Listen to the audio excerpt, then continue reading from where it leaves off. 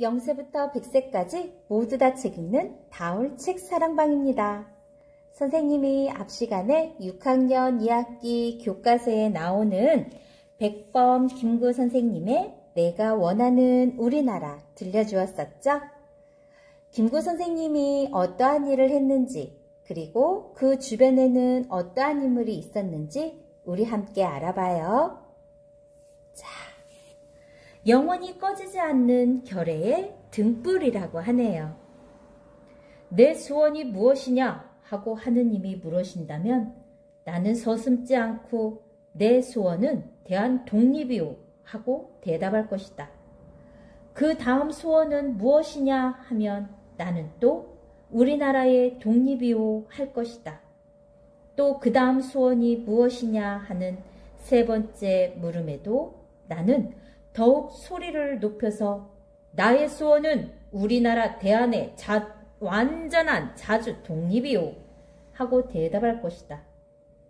이 말을 남긴 백범 김구 선생은 우리 역사의 우뚝 선 결의의 지도자이죠. 70평생을 오직 나라의 독립을 위해 몸바쳐 싸운 훌륭한 애국자입니다. 그가 한평생 바랐던 소원은 오직 한 가지, 바로 일본에 빼앗긴 우리나라의 주권을 되찾는 것이었어요. 선생의 평생 소원이 첫 번째도 두 번째도 세 번째도 한결같이 나라의 독립이라고 한 것처럼 그의 일생은 온전히 나라를 위해 바쳐진 삶이었죠. 선생은 애국운동에 헌신하는 동안 한 번도 개인의 재산을 가져본 일이 없고 이름을 앞세우고자 남을 속이거나 신의를 저버린 적도 없어요. 오로지 우리나라가 독립하여 모든 사람들이 가난하더라도 희망을 갖고 살기를 바랐죠. 또한 젊은이들을 열심히 교육해 세상에서 가장 아름다운 나라를 만들고 싶어 했어요. 김구 선생이 자신의 호를 가장 낮은 사람이라는 뜻의 백범이라고 한 것은 백정이나 범부들도 나라 사랑하는 마음이 다 자기와 같았으면 하는 바람에서였다고 합니다. 김구 선생은 남들보다 높은 지위에서가 아니라 가장 낮은 사람의 신분으로서 오직 조국의 완전한 독립만을 원했던 진정한 애국자였죠. 자, 김구 이야기 또 한번 들어가 볼까요? 조금 더 구체적으로 한번 들어가 보죠. 김구의 생애. 19세기 후반 우리 민족의 순환기에 태어난 백범 김구 선생의 일생은 한마디로 나라의 운명을 짊어진 애국의 길이었어요. 그는 청소년 시절부터 나라를 구하려는 운동에 뛰어들었고 일제가 우리나라의 주권을 완전히 빼앗은 이후에도 오직 조국의 완전한 독립만이 인생의 목표였죠. 그의 삶은 비록 온갖 고초와 역경으로 이어지는 끝없는 가시밭길이었지만 선생이 남겨준 정신만큼은 민족의 유산으로 아직도 우리 가슴속에 생생히 살아있답니다. 자, 1800년대 후반 시대적 배경 한번 우리 볼까요? 자, 사진에 보이는 것과 같이 1895년 일본 공사 미우라의 흉계로 일본 불황자들에게 무참히 시해된 명성황후의 사진이네요. 조선 왕조가 끝나갈 무렵 우리나라는 안으로는 백성들의 살림이 어려워지고 있었고 세계의 강대국들은 약한 나라들을 침략해 정치, 경제적인 이익을 빼앗아가기를 일삼았어요. 당연히 우리나라 사람들은 자신들의 안정을 걱정하며 외국의 침략에 대항하려는 노력을 하게 되었죠. 1890년대에 들어서면서 우리나라에 대한 일본의 정치적 간섭이 점차 심해지자 일본에 저항하는 세력들이 뭉치기 시작했어요. 1900년대에 일본은 더욱더 우리나라에 대한 야심을 드러냈고 이를 보다 못한 백성들은 의병으로 나서게 되었죠.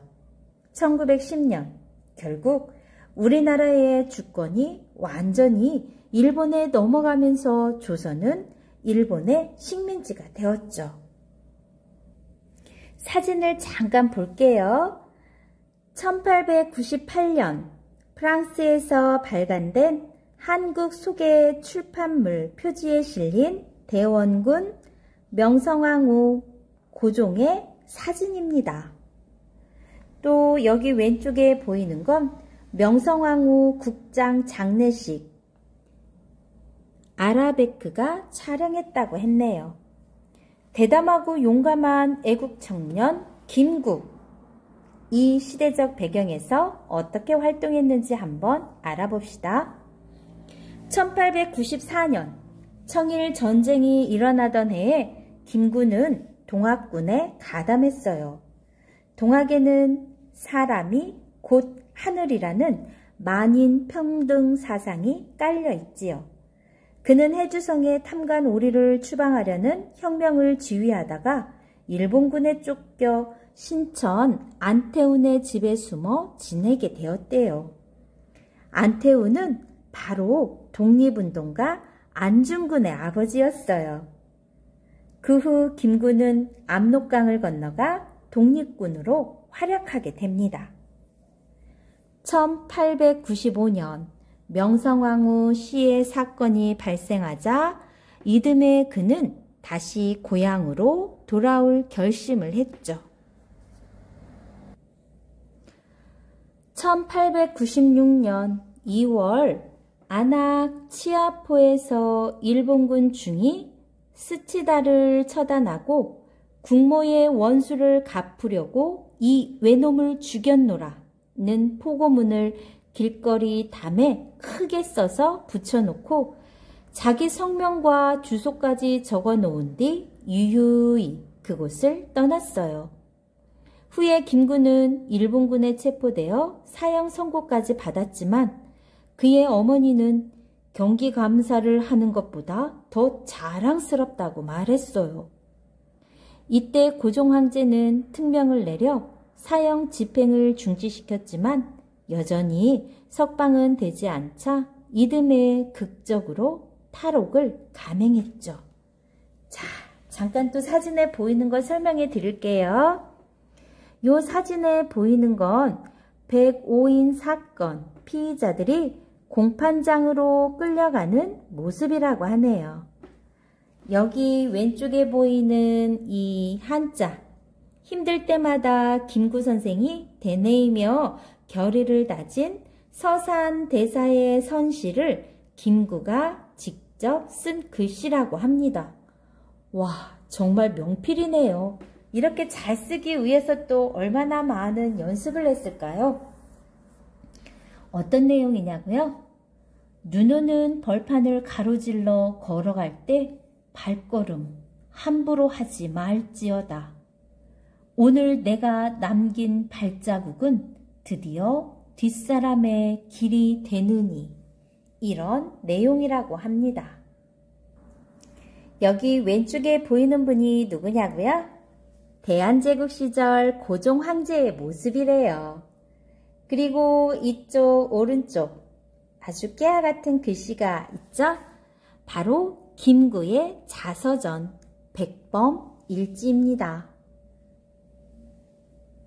1905년 일본이 한국의 외국권을 강제로 박탈한 을사늑약이라고 하네요. 지금은. 예전엔 을사조약이라고 했어요. 을사늑약이 체결되자 김구는 이동영, 이준, 전덕기 등과 을사늑약 철회를 주장하며 대한문 앞에서 통곡을 하기도 하고 종로 거리에서 연설을 하면서 구국대열에 앞장섰어요.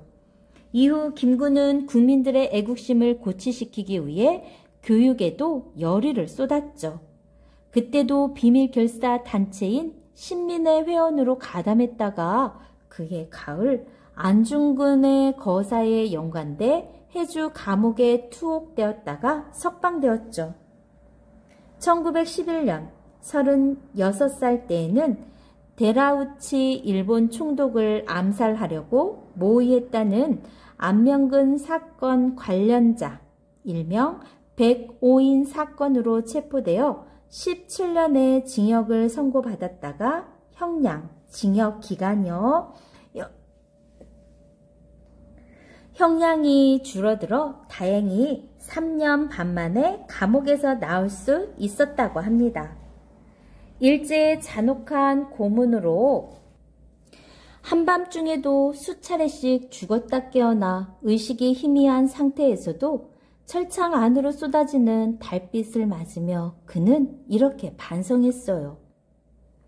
저놈은, 일본 경찰은 이미 먹은 나라를 삭히려기에 밤을 새거늘 나는 제 나라를 찾으려는 일로 몇 번이나 밤을 새웠던고 하고 스스로 돌아보니 부끄러움을 금할 수가 없고 나도 기실 망 국민의 근성을 가진 것이 아닌가 하니 눈물이 눈에 넘쳤다. 백범일지 중에 이렇게 내용이 나와 있다고 합니다. 여러분들 여기 왼쪽 사진 보이는 거 이분 누구실까요? 맞아요. 안중근 의사. 여기 손가락 보면 어떻게 됐나요? 좀 잘렸죠. 네, 안중근 의사와 그가 찍은 손바닥 도장입니다. 정부가 장부가 태어나 한번 출가하면 다시 돌아가지 않는다라는 윤봉길 의사의 글씨. 단상에 폭탄을 던지고 일본군에 체포되어 끌려가는 일본 윤봉길 의사의 사진 이따 선생님이 보여줄게요. 자, 사진 선생님이 아까 이야기하다 말았었죠. 여기 바로 보이는 건 단상에 폭탄을 던지고 일본군에 체포되어 끌려가는 윤봉길 의사입니다. 3.1운동 독립선언이 있었다는 소식을 듣고 종로에서 대한민국을 독립만세 외치는 시민들의 모습. 또 여기 왼쪽 보이는 1933년 5월 김구 선생님의 모습이네요. 김구와 장제스 회담 직후 사진 촬영한 모습입니다. 대한민국 임시정부와 한국 광복군을 지휘한 백범 김구 선생. 1919년 김구가 44살 때 3.1운동이 일어났어요. 김구는 조국의 광복을 위해 상하이로 망명의 길을 떠났죠. 그리고 상하이 임시정부의 초대 경무국장, 내무국장을 거쳐 51살 때 임시정부의 원수인 국무령에 취임해요. 1931년에는 한인 애국단을 조직, 단장이 돼 독립투사를 양성했고 1932년 1월 8일 김구는 이봉창 의사를 일본으로 보내 천황을 저격하게 했으나 안타깝게도 그만 실패하고 말았죠. 이 사건으로 이봉창 의사는 곧 처형됩니다. 이어 4월에는 다시 윤봉길 의사로 하여금 상하이 홍커우 공원에서 일본인들의 축하 행사장에 폭탄을 던지게 했어요. 김구는 한때 다른 곳으로 몸을 피했다가 중국 장제스 장군의 도움으로 위기를 넘기게 되었죠. 1934년 김구 선생은 다시 임시정부의 대표로 취임해 여러 개의 독립투쟁 단체들을 통합하고 1944년에는 광복군 특별훈련반을 설치하며 미군의 원조를 받아 군사 기술을 적극 강화하기도 했습니다. 자, 드디어 1945년 일본의 항복으로 마침내 8.15 해방을 맞게 됩니다.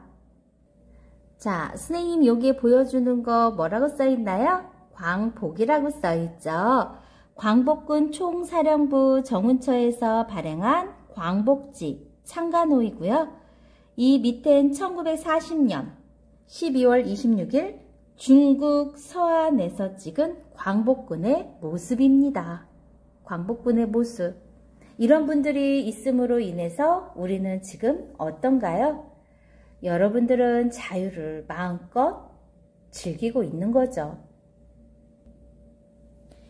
이루지 못한 아름다운 나라의 꿈, 선생님이 좀 전에 들려주었었죠. 해방을 맞은 1945년 2월 얄타회담과 12월 28일 모스크바에서 열린 3상회의 결과 한국의 남쪽을 미국이, 북쪽을 소련이 대신 통치하기로 결의되었어요. 이 일을 신탁 통치한 결의라고 해요.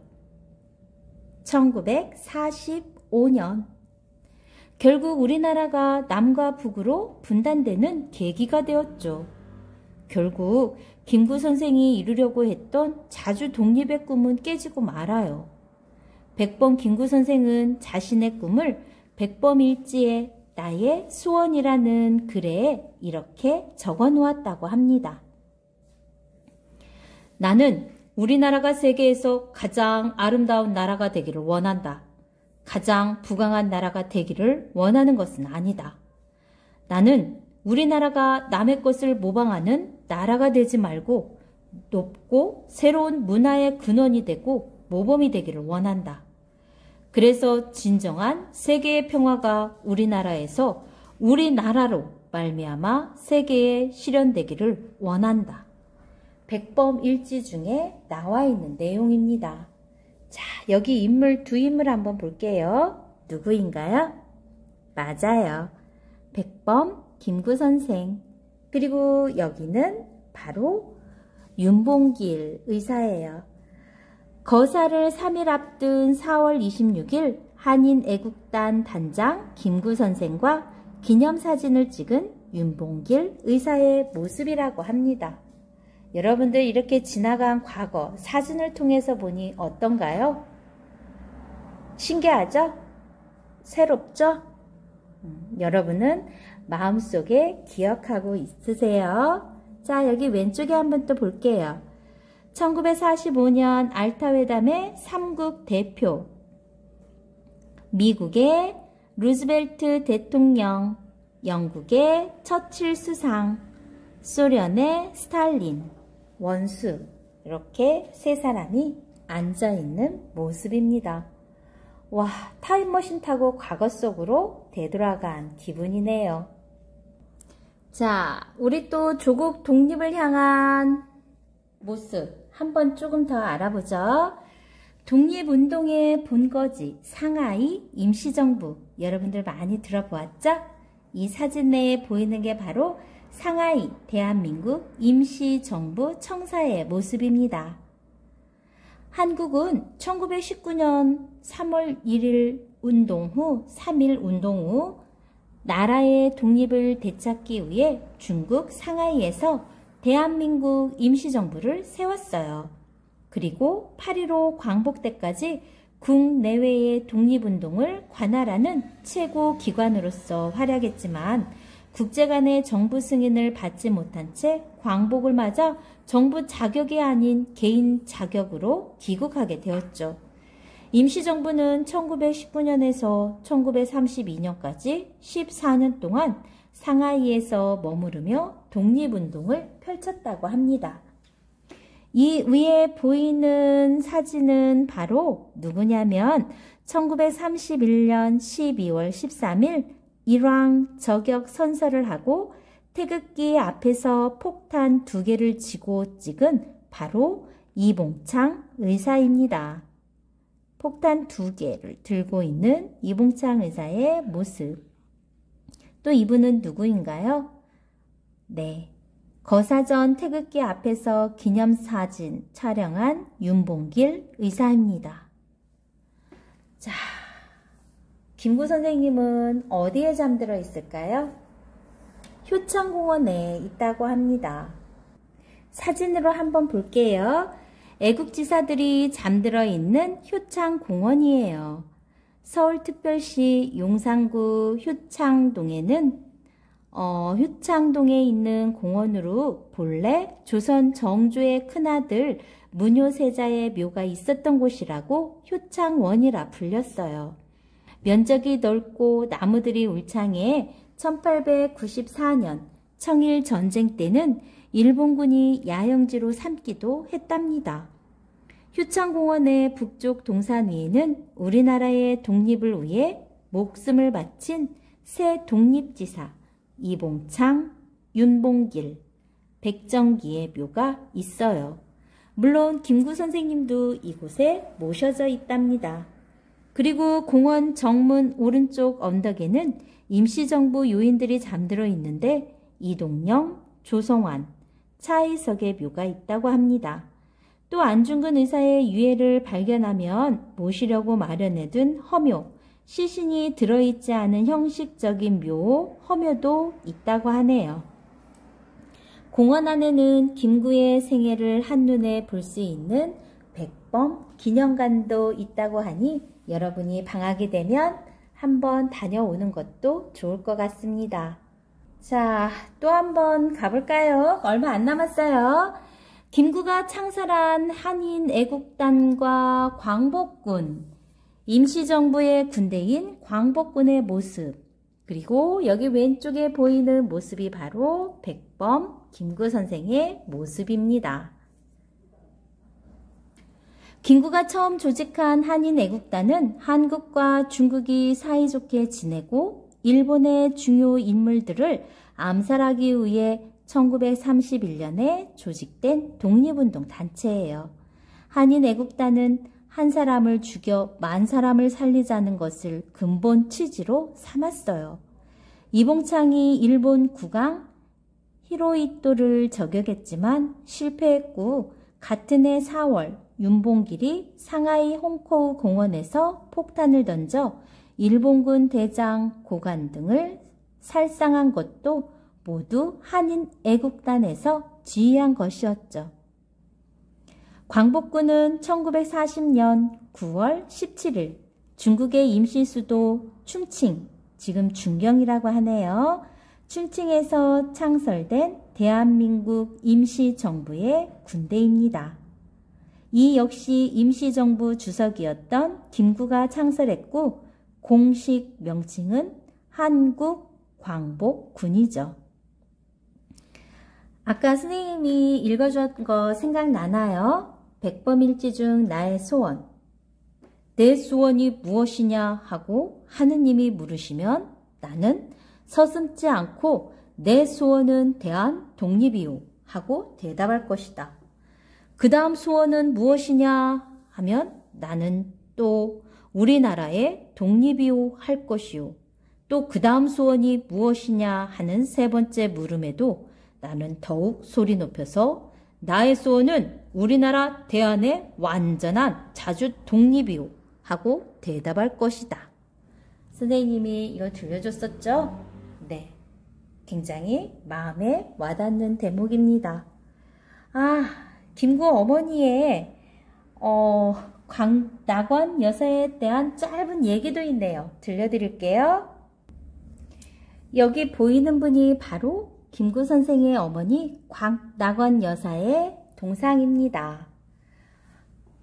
김구 선생님은 어머니의 영향을 많이 받았다고 해요.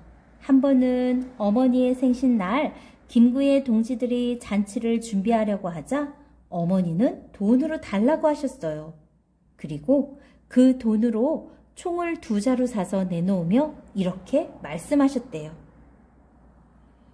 외놈한테 나라를 빼앗기고서 이렇게 목숨을 부지하는 것만도 다행인데 어찌 생일 잔치까지 차릴 수 있겠나. 이 총으로 외놈을 하나라도 더 쏘아주게. 의지와 절개가 굳었던 강낙원 여사는 중국 광시 지방에서 잘 걸리는 풍토병인 인후증에 걸려 세상을 마쳤다고 합니다. 와, 정말 대단한 어머니시네요. 자, 지금까지 조국의 독립을 위해서 몸을 바친 누구였나요? 이봉창, 윤봉길, 안중근, 김구 선생에까지 다양한 분들의 이야기를 들려줬었죠? 여러분들은 꼭 기억했으면 좋겠어요. 이런 분들로 하여금 지금 오늘날 우리가 이렇게 마음껏 자유를 누리고 있다는 것을요. 좋아요, 구독 꾹 눌러주시면 계속해서 선생님이 좋은 책 읽어줄게요. 감사합니다.